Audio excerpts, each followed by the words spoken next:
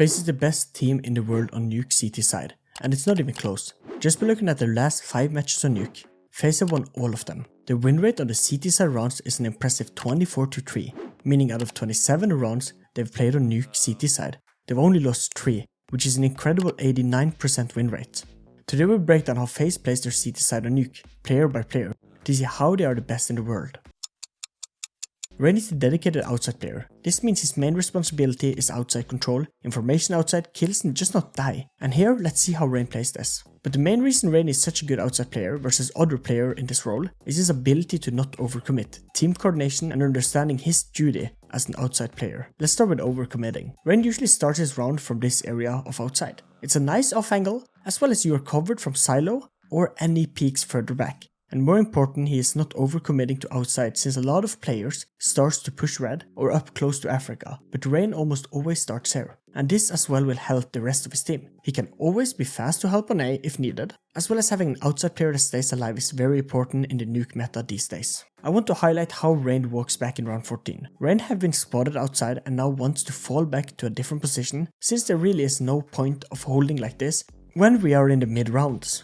Since if MOUZ would do a coordinated swing, he would be in trouble. And see how he backs off and still keeps his crosshair on the spot. Then walks back and now he fully focused silo or a jump to A main. Like it are these small details that make him such a good outside player. But after he knows there's at least one MOUZ player outside, he knows the guns of MOUZ are worse and he walks back to garage fully focusing silo. Then when he gets further back in garage, he clears red and then takes the fight outside. But he makes sure to be far enough away so a silo player can't see his legs and then take the fight. But you might say Rain is overcommitting, and I agree if he were to die now. It will be bad. Now we come to my second reason for why Rain is such a good outside player. Look at his teammate, both Broky and Twistzz have joined him outside. So Rain can now be allowed to take the fights and die. If it happens, since now we have teammates that can hold for him and trade him. And FaZe, as you will see, are doing this team play coordination better than any other teams on Nuke. As well as by the end of this round, Rain realizes that outside is a barren wasteland, and here when Ropz makes contact in ramp, Rain is the first to rotate since 2 of the FaZe players are already taking outside, as well as Karrigan is stuck on A site, so Rain have to rotate all the way to ramp. Something few outside players would do in this situation. Next is how little he's aggressive outside. When you as an outside player want to be aggressive, we usually see 1 out of 3 plays.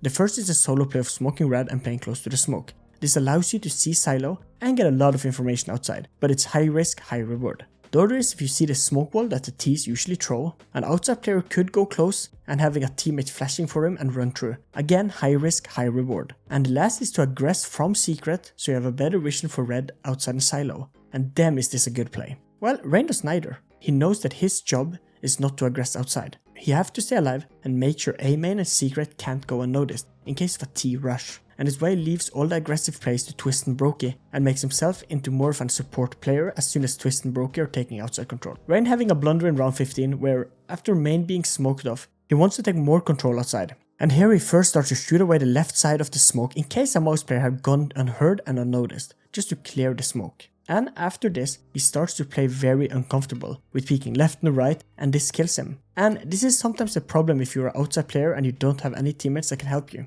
You will have to do these uncomfortable holds of switching where to look, just so you will not get timing or anything like that. But in this round, he is misplaying this, since you have Twistzz in A main that can help him, as well as Broky in secret to hold it. So a rare case of just a misplay by Rain. But the last thing I want to touch on is how well he understands the meta. And to be on top of anything that is competitive, you have to understand the meta. And Rain, when he sees this smoke, knows what's up. My most popular video had this smoke in the thumbnail and I never really talked about it, but let me explain it here quickly. This smoke does not only block out main, but as well allows a silo player to get top main unnoticed, and is why Rain here will try to nade away the smoke so he might catch a MOUZ player off guard. Here he sadly misses the nade, but I still enjoy his thought process, and you can see how open he plays here, since outside his smoke he cannot be peeked from it, as well as Broky is now holding red, so he will have nothing to worry about but the smoke.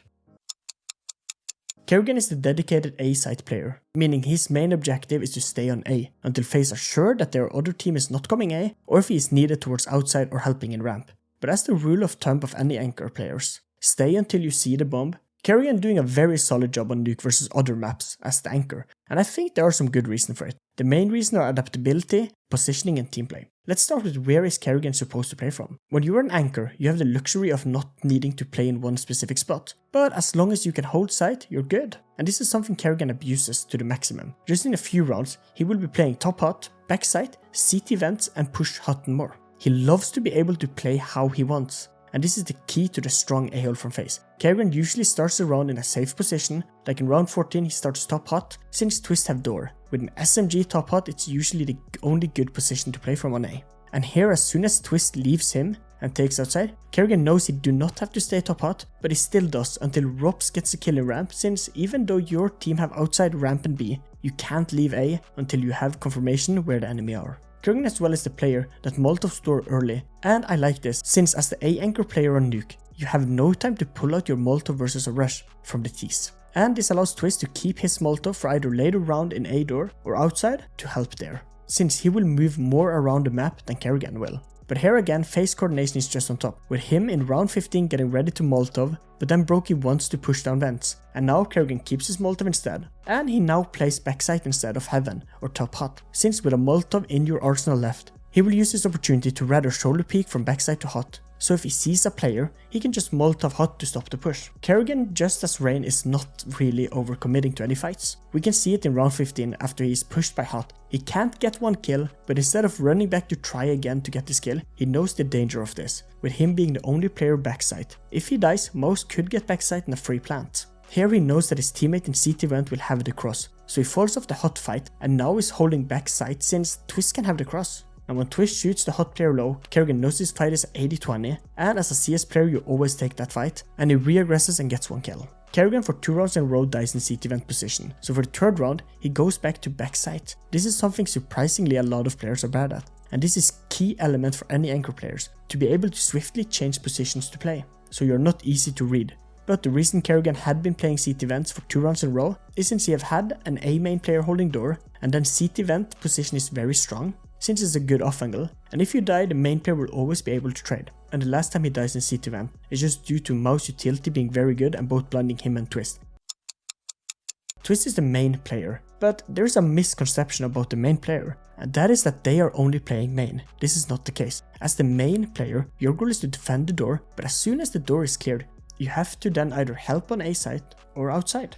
This can be linked up to Mirage window players. If mid is cleared or smoked, you should not stay in window, but rather help on A or B. Twistzz is here giving us a masterclass in just that. To get my point across, I want to show you guys why Twistz's position is so superior, as well as how good he is at knowing main is just a part of his job on Nuke, and not his only position to hold. Well, let's just quickly show off all the different positions he plays in the start of every round and why. I've so far been skipping pistol round, but look here at Twistzz starts in hot close with the dual Berettas, since he now have 2 players in main, so him as a main player is useless there. As well as this early aggressive position is perfect to make MOUZ think Twistzz will be this type of aggressive player for the rest of the game. In round 14 he starts main and is holding the door quite open, just to be in an off angle if the door is being blown away, as well as Twistz's position makes it so the AWP can't really see him if the door is blown away and he's holding main. But as soon as Rain makes contact, Twistzz leaves door and is now an outside player. In round 15 he Molotovs hot and then plays top hot, and this allows him to be more versatile, as well as this position makes sense now that Rain is in garage and will hold so MOUZ can't walk into main.